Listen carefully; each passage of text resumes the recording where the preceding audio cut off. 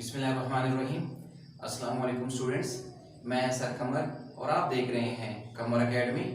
Students, आज हमारा lecture Icom part 2 accounting का लेक्चर होगा। Chapter name depreciation, lecture number 6 होगा, यानी क्वेश्चन नंबर 6। सबसे पहले हम क्वेश्चन को रीड आउट कर लेते हैं, उसके बाद हम सोल्यूशन पे आएंगे।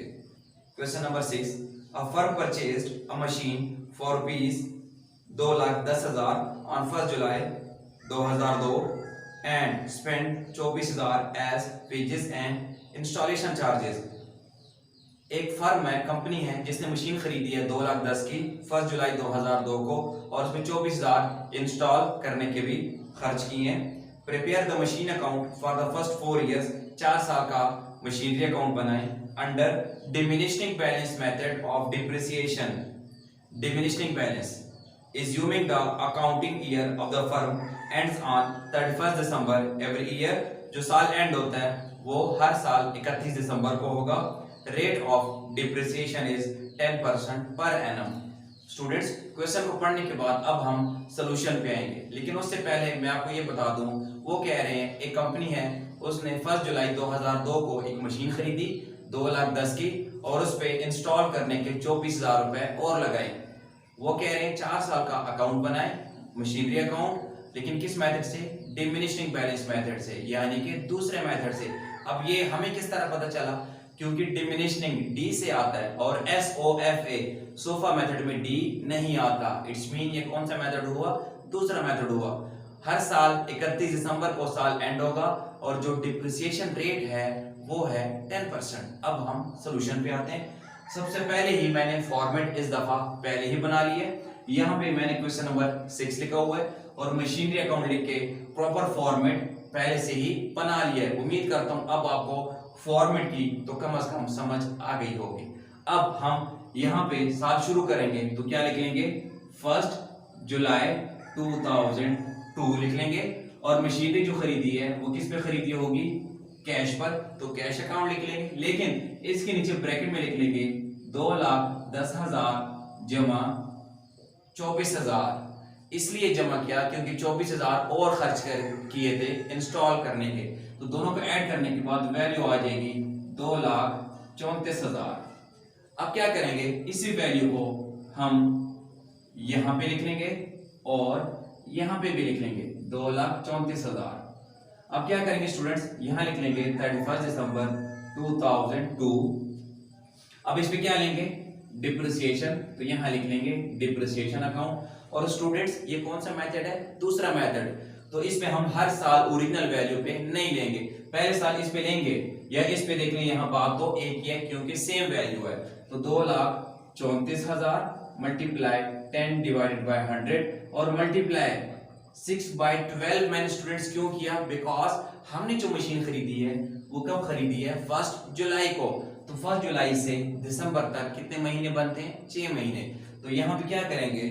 2,34,000 लिख लेंगे, मल्टीप्लाई 10 डिवाइडेड बाय 100 और मल्टीप्लाई 6 डिवाइडेड बाय 12 करने के बाद जो पहले साल इसकी वैल्यू डिप्रिसिएट होगी वो होगी 11,700 6 महीने के लिहाज से। अगर स्टूडेंट्स ये 1 जनवरी होता तो हम कभी भी 6/12 ना करते। इसके अलावा स्टूडेंट्स अगर यहाँ लिखा हो 1 अगस्त 1 सितंबर कुछ भी लिखा हो तो आप उस लिहाज से काउंट करके उतनी महीनों की क्या लेंगे? डिप्रिसिएशन लेंगे। अब यहाँ पे 1 जुलाई से दिसंबर तक गिनने के बाद 6 मंथ बनते हैं, दैट्स व्हाई हमने यहाँ पे 6/12 किया। अब क्या करेंगे स्टूडेंट्स? इसमें से इसको माइनस कर देंगे। 2,34,000 माइनस 11,700। तो स्टूडेंट्स इसमें से इसको माइनस करने के बाद जो वैल्यू बच जाएगी वो 2,22300 और इसको हम क्या नाम देंगे? Balance C/D। यानी स्टूडेंट्स पहले साल के बाद मशीनरी की वैल्यू कितनी बच गई? 2,22,300। अब नेक्स्ट ईयर के लिए यहाँ लिख लेंगे 1 जनवरी 2003 और नाम क्या देंगे? Balance B/D। कौन सी वैल्यू? वैल्यू जो C/D की आ चुकी है। अब क्या करेंगे? इसी वैल्यू को हम यहां भी लिख लेंगे और यहां पे भी लिख लेंगे। अब क्या करेंगे स्टूडेंट्स? अब इस पे हम क्या लेंगे? डिप्रिसिएशन लेंगे। और स्टूडेंट्स यहां ये बात इंपॉर्टेंट है कि इस पे क्यों लेंगे या इस पे? बिकॉज ये कौन सा मेथड है? दूसरा मेथड, सोफा मेथड नहीं है जिसमें हम हर साल ओरिजिनल पे लेते थे। अब क्या करेंगे, इस साल हम इस पे लेंगे डिप्रिसिएशन अकाउंट, यहाँ लिख लेंगे डिप्रिसिएशन।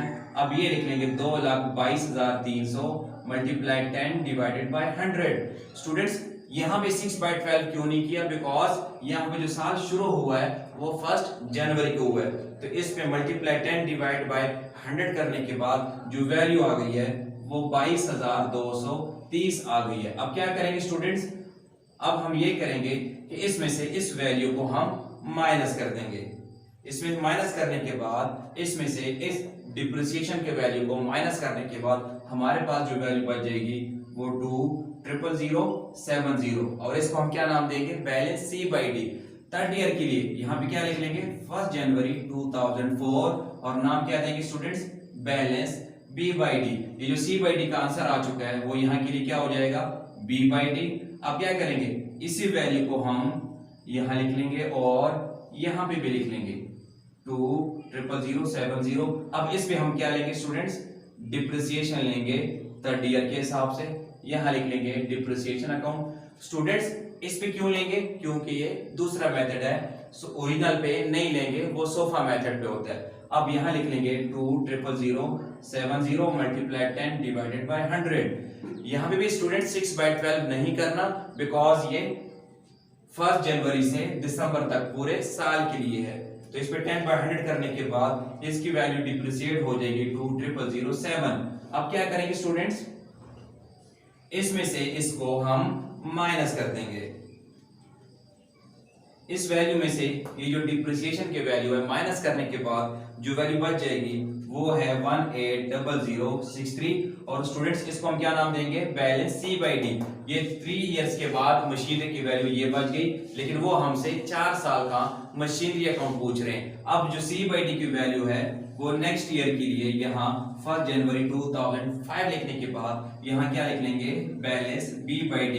जो C/D का बैलेंस है वो यहाँ पे क्या हो जाएगा, B/D। अब क्या करेंगे स्टूडेंट्स, इसी वैल्यू को हम यहाँ पे लिख लेंगे और उसके बाद हम यहाँ पे भी लिख लेंगे 180063 और स्टूडेंट्स इस पे हम क्या चार्ज करेंगे, डिप्रिसिएशन।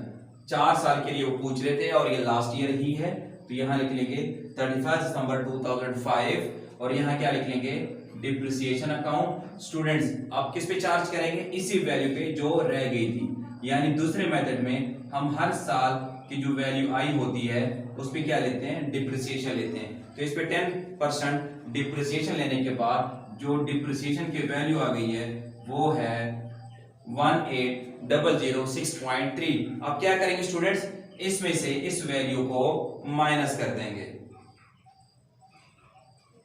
तो स्टूडेंट्स इस वैल्यू में से इसको माइनस करने के बाद हमारे पास जो आंसर बच गया है वो है 16,2056.7 और इसको हम क्या नाम देंगे, बैलेंस C/D। स्टूडेंट्स यहीं तक वो हमसे 4 साल का अकाउंट पूछ रहे थे और हमारे पास 4 साल के बाद जो आंसर बच गया है वो 16,2056.7 है, जबकि बुक में जो आंसर है वो 16,2057 है। पॉइंट के बाद वैल्यू नहीं है, बिकॉज स्टूडेंट्स उन्होंने पॉइंट के बाद वैल्यू को राउंड ऑफ कर दी है, तो पॉइंट के बाद 7 है। अगर आप भी राउंड ऑफ करेंगे तो कोई मसला नहीं होगा, नहीं तो अगर आप यहाँ में भी छोड़ देंगे तब भी आपका आंसर बिल्कुल सही है।